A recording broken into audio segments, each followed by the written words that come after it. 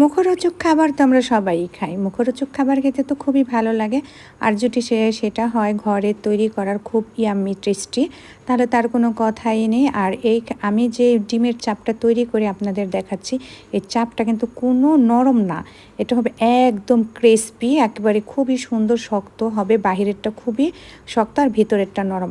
আর এমন চাপ কিন্তু অনেক খেয়েছি, ওগুলো কিন্তু নরম থাকে। তো নরম নরমটা কেমন যেন লাগে আমার কাছে। Welcome back to my channel. আপনাকে স্বাগতম আমার সঙ্গে থাকার জন্য।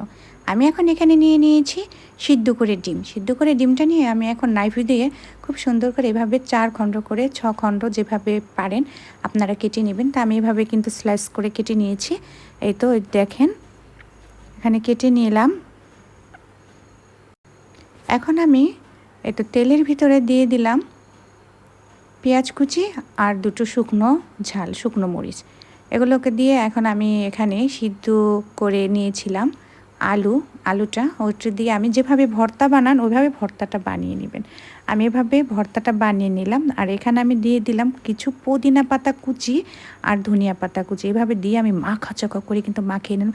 আর এখানে মুড়িকে আমি গুঁড়ো করে নিচ্ছি। তো গুঁড়ো করা হয়ে গিয়েছে। আর এখন আমি সেই আলুর ভর্তাটা এভাবে হাতের ভিতরে চেপে চেপে খুব সুন্দর করে আমি একটি তৈরি করলাম রুটির মতো তৈরি করে ওটার ভিতরে আমি সেই কেটে রাখা ডিমটা আমি দিয়ে দিলাম। দিয়ে এখন আমি মুড়ির ভিতরে একবার এভাবে মাখিয়ে নিলাম। এই তো এখন আমি এখানে এটাকে মুড়ির ভিতরে মাখিয়ে তারপরে এভাবে আরও কয়েকটা এই প্রসেসে আমি তৈরি করে নিলাম। এই যে দেখেন বন্ধুগণ, এটা কিন্তু খুব মোটা হবে না।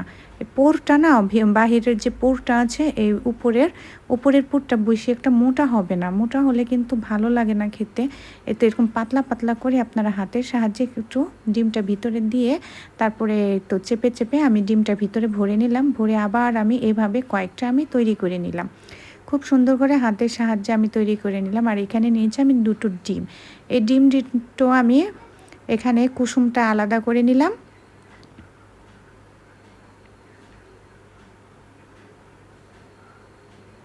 আলাদা করে এখন খুব সুন্দর করে ফিটে নিচ্ছি একদম। মানে এখন তো কেমন জমাট বাঁধা থাকে না ডিমটা, তো ওটাকে আমি একদম পানির মতো ছাড়িয়ে নিচ্ছি যেন কোনো আঁশ না থাকে। একবারে খুব ভালো লিকুইড হয়ে যায়। আর ঘন লিকুইড থেকে আমি এখন তরল লিকুইড করে নিচ্ছি খুব সুন্দর করে। আপনারাও এইভাবে কিন্তু ফিটিয়ে নেবেন। আমিও ফিটিয়ে নিচ্ছি। তো ফিটানো আমার হয়ে গিয়েছে। আমি যে মুড়ি দিয়ে মাখিয়ে রেখে দিয়েছিলাম, তো এখানে আমি ওটাকে আবার চুবিয়ে নিলাম। আপনারা চাইলে কিন্তু মুড়ির বদলে আপনার ব্রেড গ্রামও ব্যবহার করতে পারেন। তা আমি মুড়িটা দিলাম, আমার কাছে ব্রেড গ্রামটা ছিল না, তাই আমি মুড়িকে গুঁড়ো করে নিয়েছি।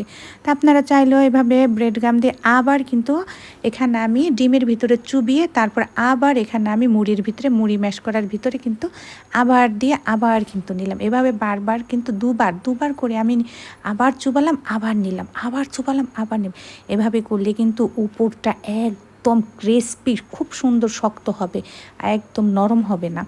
আমি এই পাশে আবার দিলাম, আবার এভাবে কয়েকবার দিয়ে নিলাম। যতবার দেবেন অত ভালো। উপরেরটা কিন্তু মুচমুচে হবে, এমন সুন্দর মুচমুচে হবে খেতে, আর দারুণ একদম মুখে লেগে থাকবে। এখানে আমি কড়াইয়ের ভিতরে তেলটা নিয়ে নিলাম। আর এই কড়াইটা কিন্তু আমার খানদানি কড়াই। এই কড়াইয়ের ভিতরে আমার কাজ না করলে কিন্তু আমার ভালোই লাগে না। এই কড়াইটা হচ্ছে আমার শ্বশুর আব্বাজানের হাতের, আমার শাশুড়ি রান্না করেছিল, এখন আমি রান্না করছি আমাদের এই খানদানি কড়াইটার ভিতরে। অনেকেই বলেন যে অন্য কড়াইতে কেন, না আমি এটাতে করলে আমার স্বাচ্ছন্দ্য বোধ হয়, আমি তাই এটাতেই করে নিচ্ছি। আমার কাছে খুবই ভালো লাগে আমাদের এই খানদানি কড়াইতে। আমি এখন ভেজে নিলাম। এই তো তেল দিয়েছি, তেল দিয়ে আমি এখন এগুলোকে ভেজে নিচ্ছি একদম ব্রাউন কালার করে আমি এখন ভেজে নিব। এই তো বন্ধুগণ, আর এই যে ছোটোটা দেখতে পাচ্ছেন এটা সবার লাস্টে ছিল, তো ওটাকে আমি গোল করে বলের মতো করে দিয়ে দিয়েছি। এই তো এখন আমি খুব সুন্দর করে ভেজে নিচ্ছি। আর এমন সুন্দর সুঘ্রাণ বেরিয়েছে পুদিনা দেওয়ার কারণে। পুদিনা পাতা আর ধনিয়া পাতার যে একটা ঘ্রাণ আছে, সেখানে এই ঘ্রাণটা কিন্তু পাওয়া যাচ্ছে। খুবই ইজি আর খুবই টেস্টিফুল একটি খাবার। এই এত সুন্দর এত সুস্বাদু খাবার আমরা কিন্তু রেস্টুরেন্টে যেয়ে খাই। অবশ্যই আমরা কিন্তু ঘরে চাপটা বানিয়ে আমরা খাবো, বাচ্চাদের দিব। তো দিলে কিন্তু আমাদের সুস্বাস্থ্যটাও ভালো থাকে। বাহিরের খাবার, বাহিরের তেল সব কিছুই কিন্তু অস্বাস্থ্যকর। আর আরেকভাবে ঘরে দিতে পারলে তো কোনো কথাই নেই। এই দেখুন কত সুন্দর। আমি এখন একে একে সবগুলো তুলে নিচ্ছি। এটার যে একটা শব্দ আছে, আমি এই শব্দটা আপনাদেরকে এখন আমি শোনাবো। দেখেন কত সুন্দর মুচমুচে একটা শব্দ। আর হ্যাঁ বন্ধুগণ, আমার এই রেসিপিটা আপনাদের কাছে কেমন লেগেছে অবশ্যই কমেন্ট করে জানাবেন। আর যদি ভালো লেগে থাকে আমার পাশে থাকবেন। আল্লাহ হাফিজ।